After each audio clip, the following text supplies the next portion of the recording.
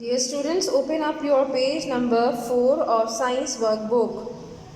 Chapter number 1, Heating and Cooling.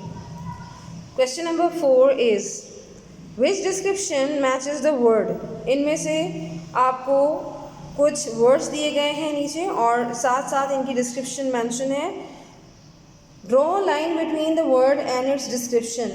ये एक match the column का question है जिसमें one has been done for you, जिसमें एक जो पार्ट है एक वर्ड आपके लिए कर दिया गया है ताकि आप उससे गाइडलाइन ले सकें. So the first one, the first word is melting.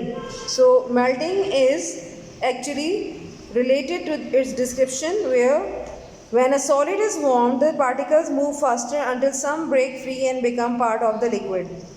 Melting basically कैसा अमल है? मेल्टिंग एक ऐसा अमल है जिसमें जब किसी भी सॉलिड को गर्म किया जाता है तो इसके पार्टिकल्स बहुत तेज़ी के साथ एक दूसरे से टूटते चले जाते हैं, एक दूसरे से अलग होते चले जाते हैं और फाइनली जब उनके दरमियान गैप प्रोड्यूस हो जाता है तो वो लिक्विड पार्ट में तब्दील हो जाते हैं. तो melting means the conversion of solid into liquid. So this description is related to melting.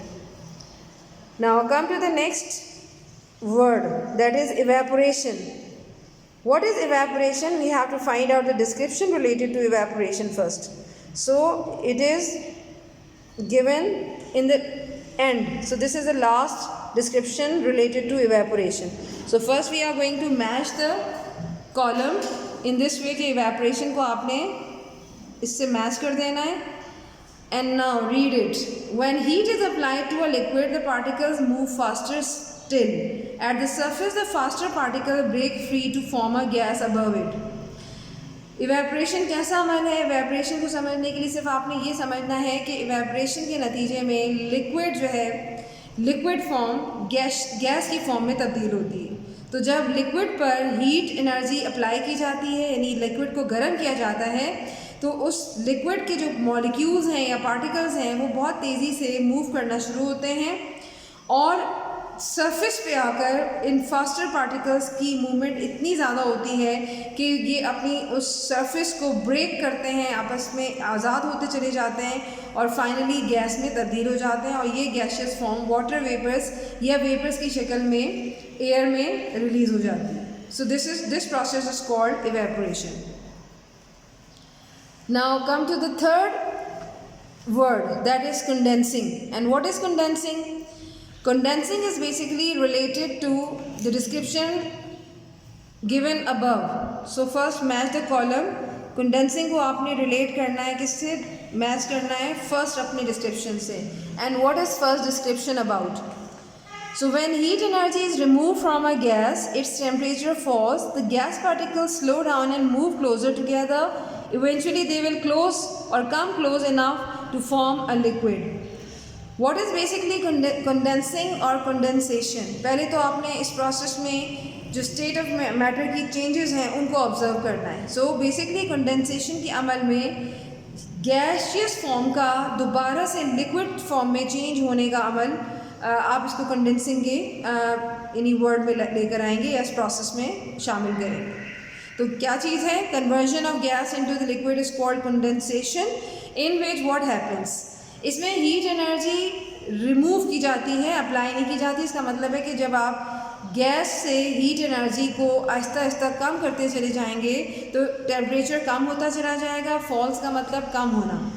Gas particles जो हैं, जाहिर बात है अगर हीट एनर्जी किसी भी सब्सटेंस के मॉलिक्यूल्स से रिमूव कर दी जाए तो उस पार्टिकल की जो मूवमेंट होती है, मॉलिक्यूल्स की मूवमेंट होती है वो स्लो होती चली जाती है और इस स्लो होने के नतीजे में उनके पार्टिकल्स एक दूसरे से आज़ाद नहीं होते बल्कि एक दूसरे के क्लोज टुगेदर का मतलब करीब आना शुरू हो जाते हैं.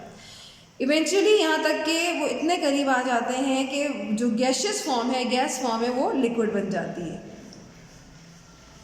Now the third, after the third you will find the fourth wording here and the fourth word और प्रोसेस इज फ्रीजिंग यानी जम जाना. So you will first relate it to the description given just above the word freezing and this description is third one. As a liquid cools down, its particles slow down. Eventually, they will start to form a framework which is normally typical of a solid. What is freezing first? मतलब freezing के word सुनते ही आपके जहन में ये चीज़ आती है, जैसे फॉर एग्जांपल आप किसी भी कंटेनर के अंदर, किसी भी बर्तन के अंदर जब आप पानी फ्रिज में फ्रीज़र के पोर्शन में रखते हैं तो वो पानी फ्रीज़ हो जाता है.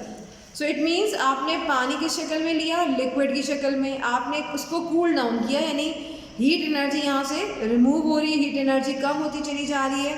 तो as you know very well, when heat energy is remove from something, then particles और the speed of the particle will slow down. So यहाँ पर भी आपने सबसे पहले ये देखना है कि जब लिक्विड सॉलिड में कन्वर्ट होता है तो this phenomena is called freezing. And in freezing liquid first cool down and their particles or their movement of particles slow down as well.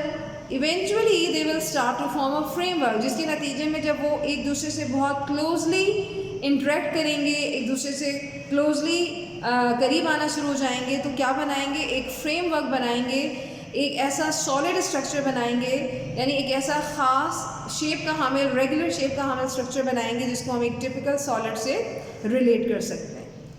And now the last phenomena which is mass is conserved, यानी वज़न का बरकरार रहना या किसी भी चीज़ के अंदर उसका वज़न का या कमियत का कायम रहना. कंजर्व का मतलब कि कंजर्व का वर्ड आया है तहफ़्फ़ुज़ से, यानी महफूज हो जाना.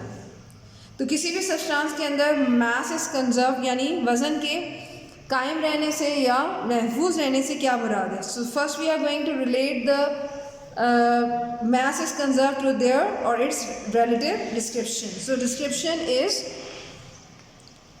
यहाँ पर आपको ये description नज़र आएगी, this one. So you will match the column in this way. Mass is conserved to the second description, in which in a change of state only the behavior of the particle changes, the actual particle remain the same all the time. What happened in this case, यानी इस phenomena के अंदर हमने क्या देखा कि जब भी किसी भी स्टेट ऑफ मैटर में तब्दीली का अमल होता है तो सिर्फ पार्टिकल्स की का जो बिहेवियर है, पार्टिकल्स का जो फिज़िकल प्रॉपर्टीज़ हैं, मे बी पॉसिबल कि वो चेंज हो रही हों. बिहेवियर से मुराद ये कि जो ज़ाहिर या नज़र आने वाली खसूसियात होती हैं वो तब्दील हों. Actual particles remain the same all the time. ऐसा नहीं होगा कि अगर आप किसी भी स्टेट ऑफ मैटर में चेंजेस ला रहे हैं तो उसमें मुकम्मल तौर पे तब्दीली आ जाएगी या वो पार्टिकल जो है वो अपने पूरे बिहेवियर के साथ, पूरी तब्दीली के साथ आपको नज़र आएगा. सपोज़ कि अगर आपने वाटर लिक्विड की शक्ल में लिया है तो water basically contains hydrogen and oxygen. So the mass of hydrogen and oxygen will remain same even either it changes into the solid form or its gaseous form, that is the water vapor. So actual particles remain the same all the time, यानी उनमें actual particles चाहे वो hydrogen या oxygen in case of water हो, उनमें कोई तब्दीली वाक़ई नहीं हो. So these are some of the words which are phenomena related to their description or definition.